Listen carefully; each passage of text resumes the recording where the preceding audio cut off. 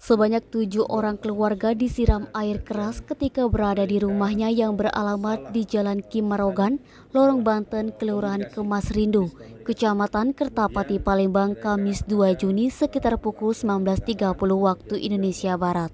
Ketujuh korban yakni Astari 63 tahun, Astari 45 tahun, MS 13 tahun, Mas Noni 42 tahun, Deni 18 tahun, Zamzam 52 tahun, dan Meni 54 tahun. Akibatnya, 7 korban mengalami luka bakar di bagian tubuh. Kapolrestabes Palembang Kombes Pol Muhammad Ngajib angkat bicara terkait kasus tersebut. Dirinya menargetkan kepada jajarannya untuk menangkap para pelaku penyiraman air keras dalam waktu kurang dari 12 jam. Peristiwa itu bermula saat salah satu korban duduk di depan rumah. Tidak lama kemudian datang sekitar 20 orang tidak dikenal langsung menyerang dengan menyiramkan air keras, cuka parah, kayu, dan pisau. Mas Noni menuturkan saat itu ia dan anak-anaknya berada di dalam rumah, sementara suaminya duduk di depan rumah. Mas Noni menyusul ke depan dan melihat rombongan pelaku yang membawa bungkusan masuk ke dalam rumah dengan mengibas-ngibaskan cuka parah. Deni, Sumeko TV melaporkan.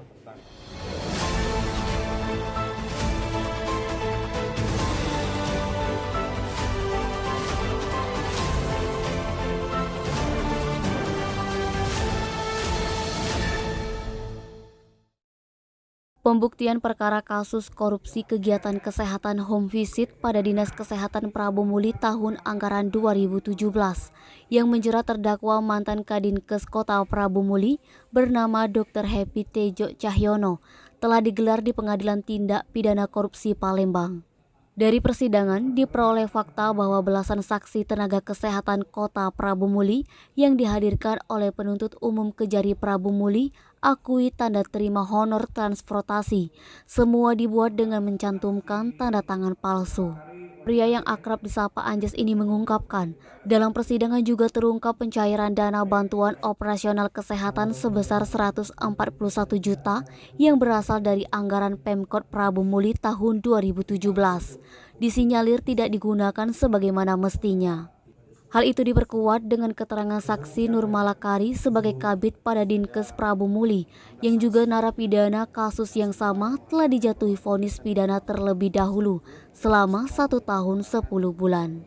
Saksi Nur Malakari menyebutkan dana kegiatan tersebut diberikan sebagian kepada terdakwa serta ke beberapa orang pejabat Dinkes pada saat itu, yakni Kasubag Keuangan bernama Katerina serta Bendahara Dinkes Kota Prabu Muli yaitu bernama Sunardi.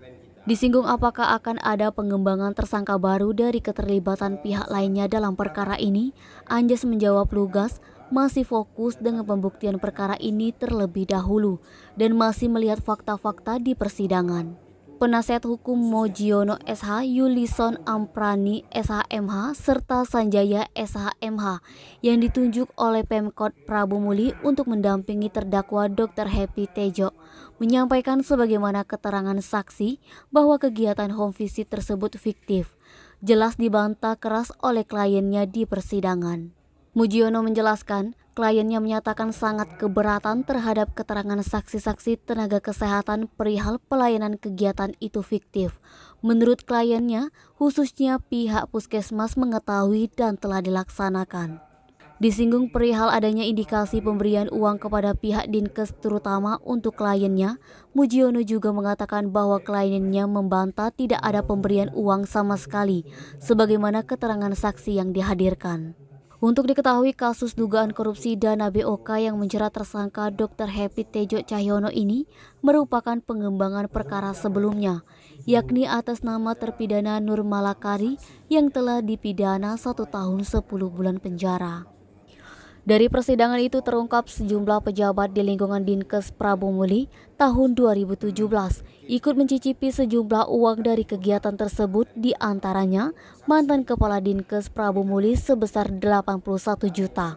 Lalu Kasubag Keuangan Dinkes Prabu Muli Feberina senilai 13 juta serta Bendahara Dinkes Prabu Muli Sunardi sebesar 21 juta.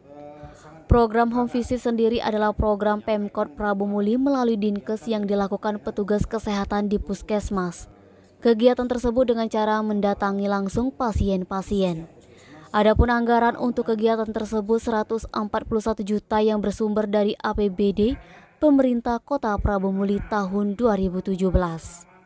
Modus kejahatan yang dilakukan tersangka yaitu pekerjaan fiktif, di mana selama pekerjaan itu seharusnya ada honor untuk petugas di lapangan, akan tetapi tidak disalurkan. Fadli, Sumeko TV melaporkan.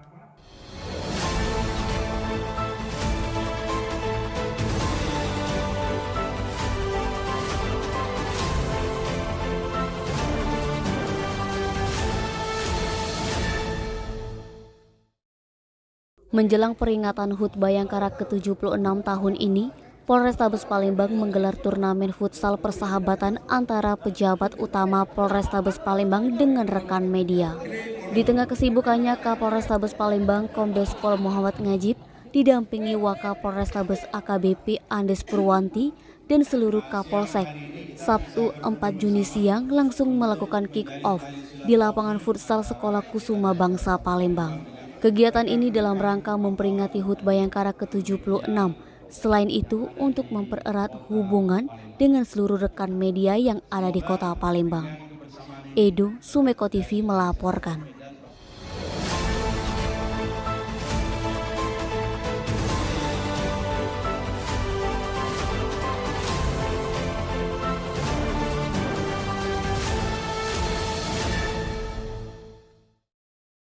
Harga kebutuhan bahan pokok seperti sayur mayur dan telur ayam di pasar tradisional Kota Palembang mulai merangkak naik sejak beberapa hari lalu.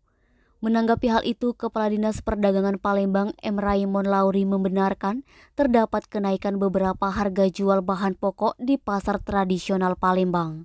Dijelaskannya, bahkan kalau untuk harga telur itu sebenarnya di pasar masih Rp25.000 per kilogram, masih terbilang normal. Terkadang ada pedagang yang jual sedikit menaikkan harga menjadi Rp26.000.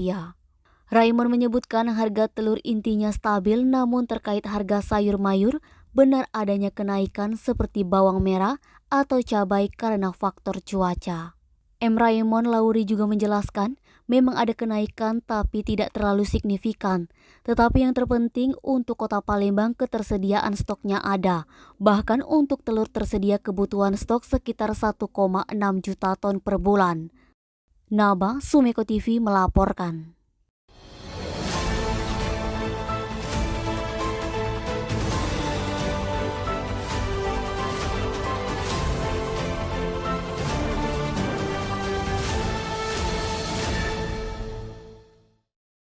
Aksinya merampas handphone milik korban MP 12 tahun Palembang membuat KD 16 tahun warga Jalan Ayani, Lorong Sabar, Kelurahan 910 Ulu, Kecamatan Jakabaring, Palembang, meringkuk dalam penjara.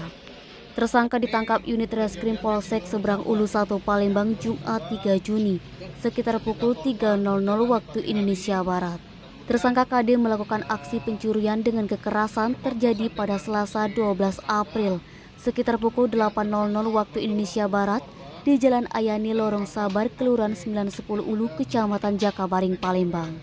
Kapolsek SU1 Kompol Ahmad Firdaus didampingi Kanit Reskrim Ibtu Indra mengatakan, tersangka ditangkap setelah menerima adanya laporan dari korban pencurian dengan kekerasan yang kehilangan satu unit handphone merek Vivo Y20. Kompol Ahmad Firdaus mengatakan anggota reskrim langsung melakukan penyelidikan dan didapati informasi keberadaan tersangka.